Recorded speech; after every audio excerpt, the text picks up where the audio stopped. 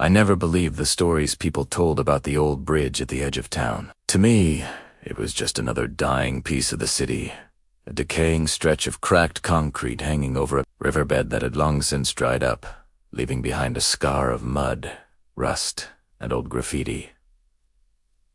No one cared to clean. I used to drive past it every day on my way to work, windows rolled up, pretending not to see the faint shapes beneath it at night, shadows that never moved quite right, tents that weren't there during the day. People said it was a homeless camp, a quiet place where the forgotten gathered to sleep. But sometimes I'd hear strange humming through my car speakers as I drove past, like a radio catching a frequency it shouldn't.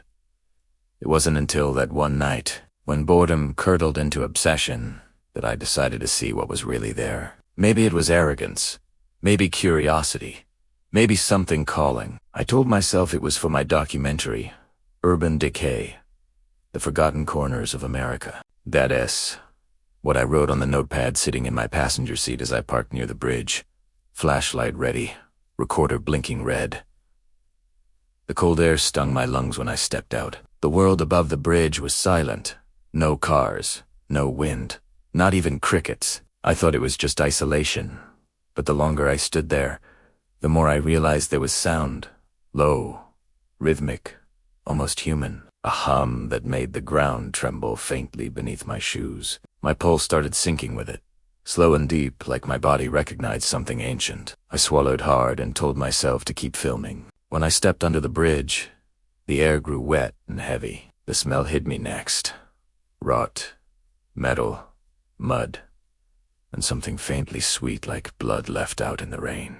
My flashlight caught shapes ahead, shadows swaying slowly back and forth. Dozens of people crouched low, faces turned toward the ground. They weren't speaking, they were humming, all in unison, heads bobbing to a rhythm I couldn't hear but could feel vibrating in my chest. The sound grew louder as I walked forward, filling the hollow beneath the bridge with something that felt alive. Then my beam swept over them, and everything stopped. The humming died instantly. Every single head lifted together. Pale faces stared back at me, mud-caked and lifeless. Their eyes didn't move. They just reflected the light like wet stones. My mouth went dry as I whispered, "Is anyone here?" No one answered. Ten primeras a, doble it, in the center of their circle, half sunk, in the mud.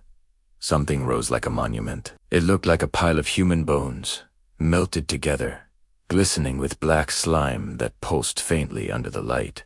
It wasn't solid. It seemed to breathe.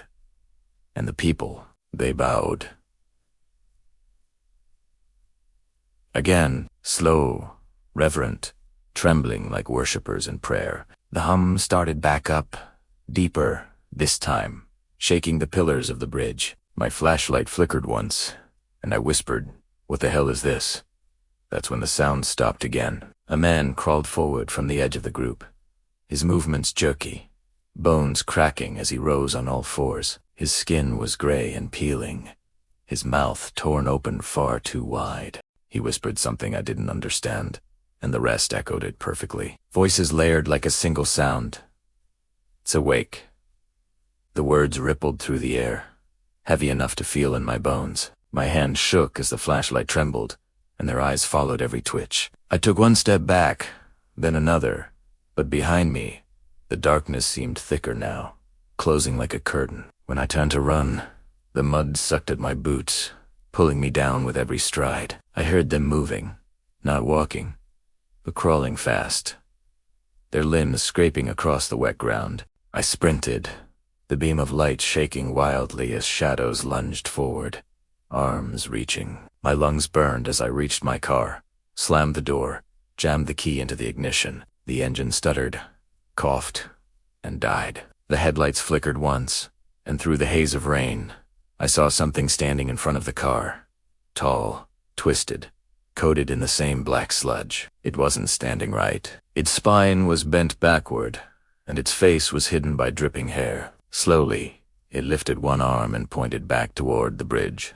Behind it, the people were kneeling again, heads bowed low before the pile of bones. The air shimmered above it, as if heat waves were bending the night. I smelled sulfur, rot, and something burning under my skin. For 1 second, I swear I saw the bridge flex like a living lung.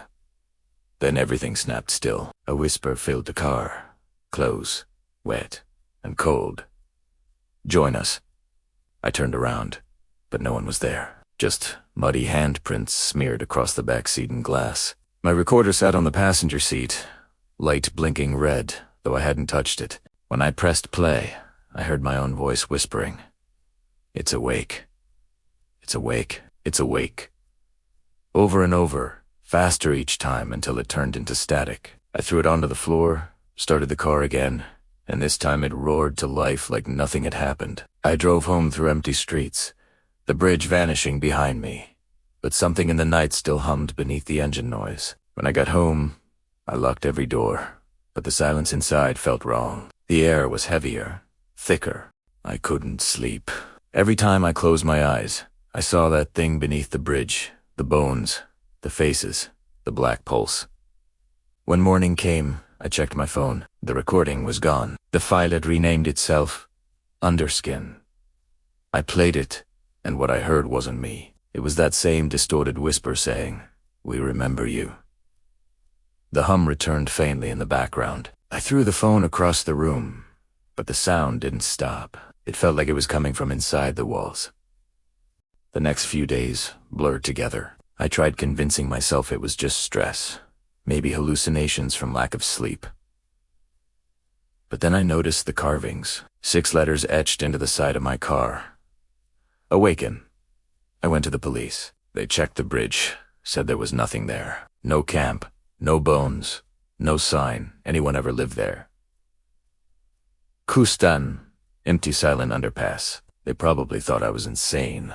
But that night, scrolling through my feed, I saw a new light. No username, no title at first. Then the name changed in real time. The people living beneath the bridge worship something. The video showed the same place, the graffiti, the pillars, the dried riverbed. The sound was muffled but unmistakable. That boom, my heart dropped as the camera turned toward the circle of people again. Their movements synchronized, their voices vibrating the mic. Then, for a single frame, the camera caught the operator's reflection in the water. It was me. My own face, pale, expressionless, eyes open but empty. I slammed the laptop shut, but the hum didn't stop. It was inside the room, low and slow, seeping from the air vents. The lights flickered once, twice, then went out. When he woke up, I was on the floor, covered in dirt that smelled like the riverbed. My phone buzzed beside me. No number, just a message. "Return what you took?" My stomach twisted. I ran to the car and popped the trunk. And there it was, a wooden carving shaped like a screaming face. The same one I'd stepped on that night, under the bridge. It pulsed faintly in my hands, warm like flesh. I drove back through the fog, through the sleeping city, the hum growing louder with every mile. When I reached the bridge, hundreds of figures were waiting. They stood perfectly still, their heads tilting slightly as I approached. The thing in the center was gone, but the mud rippled like something was breathing beneath it. I threw the carving into the center and turned to leave. For a moment, everything went silent. Then the earth split open. Black liquid gushed upward, swallowing the people whole as they sang. Not screamed, sang a single note that vibrated through my skull. Hands burst from the mud, pale and slick, reaching toward the sky. One grabbed my ankle and held tight. It was cold, but alive. Premeta kicked free, scrambling up the embankment as the chanting rose to a deafening pitch. I didn't stop running until I was halfway across town, shaking, sobbing, covered in mud. I thought it was over. But the next morning, muddy handprints covered every window of my house. My reflection in the mirror didn't move when I did. And every night since, the humming returns from the floorboards, from the pipes, from under the bed. Now I know they weren't people. They were something older, something that remembers every name that calls to it, and it remembers mine. If you ever drive over a bridge at night and hear humming, don't stop. Don't look down, because the people living beneath the bridge worship something, and once you've seen it, it doesn't forget you. I'm leaving this recording here in case I disappear. If anyone hears this, don't come for me. Don't go near that bridge.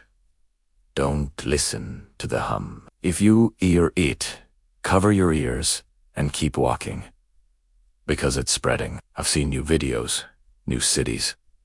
The same sound, the same chant. It's not local anymore. It's everywhere. They're everywhere. A faint hum builds beneath the final words, fading into the sound of slow, wet breathing before silence takes over completely.